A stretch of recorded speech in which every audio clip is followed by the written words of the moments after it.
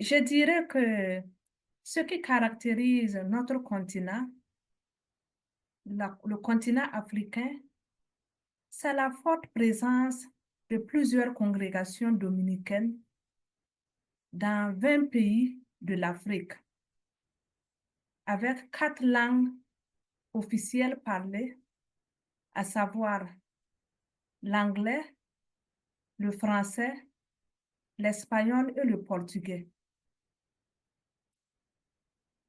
Un autre point également, c'est en ce qui concerne les vocations.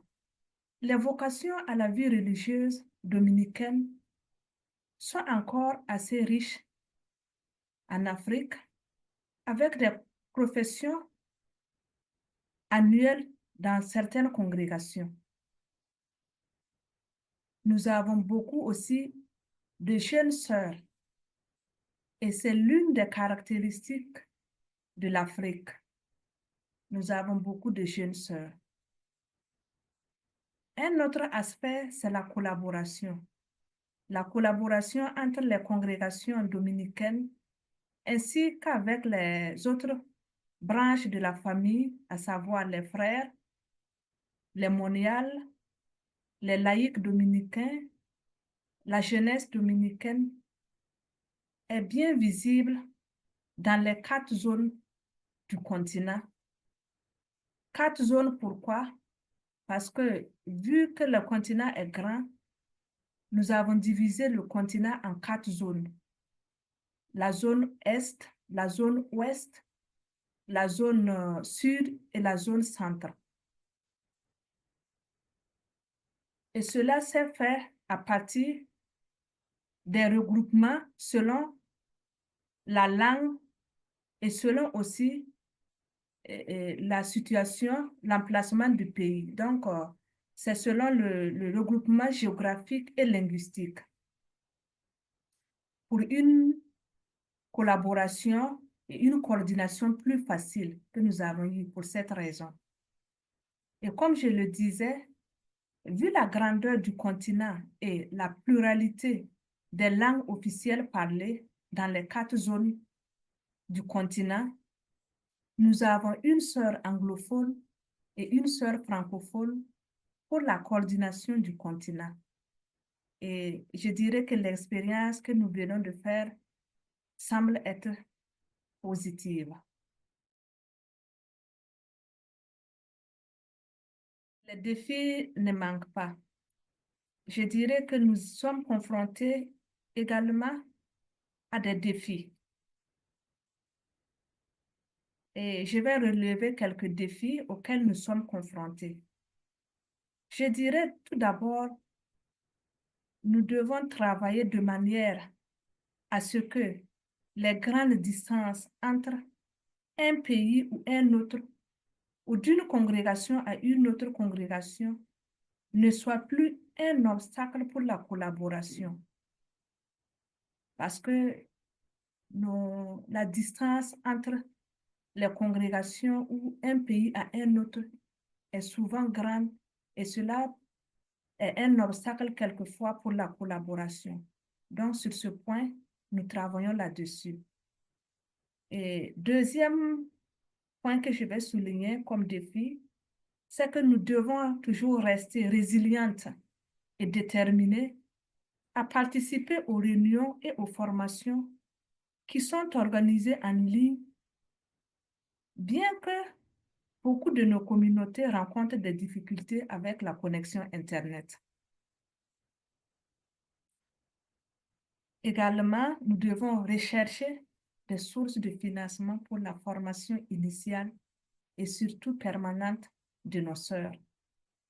La formation qui est vraiment un besoin et nous sommes appelés à travailler, à chercher des sources de financement pour que nos sœurs puissent avoir une bonne formation pour la mission. Et aussi travailler de manière à renforcer la collaboration entre les congrégations dominicaines d'un même pays, d'une même zone, à travers des actions plus concrètes. Voilà, des actions plus concrètes, ça peut être une mission commune dans une zone ou dans un pays à travers plusieurs congrégations. Et soutenir aussi et encourager les congrégations qui sont dans des pays à forte crise sécuritaire. Je peux donner quelques exemples. Nous avons des pays en Afrique de l'Ouest et aussi en Afrique centrale. Donc, en Afrique centrale, je peux citer la RDC. Et en Afrique de l'Ouest, je peux citer le Nigeria et le Burkina Faso. Donc, nous sommes appelés à soutenir ces congrégations qui sont dans ces endroits et qui luttent encore pour la mission dominicaine. Voilà quelques défis que je peux souligner. Je suis très positive pour l'avenir de la vie dominicaine en Afrique. L'avenir de la vie dominicaine est très promoteuse en Afrique, vu la diversité des congrégations dominicaines avec des membres surtout assez jeunes. Et comme je l'ai souligné plus haut, les vocations à la vie religieuse dominicaine sont toujours florissantes dans nos congrégations en Afrique. Et cela est pour moi un signe palpable qu'il y a de l'espoir.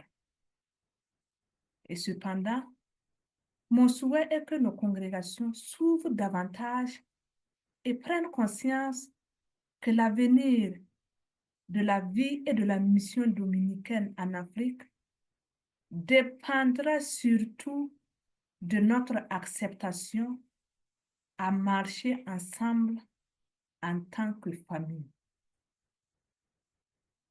Alors, moi, je profite de lancer un appel fort à nos prieurs, voilà, d'accepter de donner leurs sœurs pour les responsabilités et les activités des sœurs dominicaines en Afrique, des sœurs dominicaines internationales, en leur assurant le soutien, l'accompagnement et les encouragements nécessaires.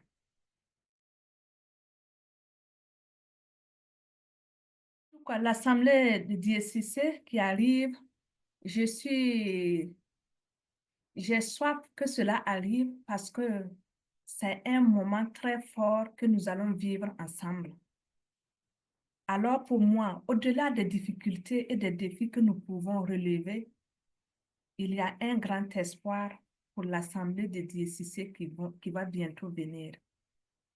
Et moi, pour moi, je souhaiterais que cette Assemblée soit un espace de fraternité, de partage et d'écoute pour chacune et avec également toujours ce sentiment fort d'appartenir à cette grande famille de diocèses. Et quand je regarde le thème de l'Assemblée, le thème est très beau. Des veuves et des sages femmes, quand le passé et l'avenir se rencontrent. Pour moi, des veuves, quand je vois le thème des veuves, parce qu'au fil des temps, nous avons perdu certainement quelque chose. Des vocations, des structures, des sœurs et bien plus. Mais nous n'allons pas rester là. Il y a toujours de l'espoir.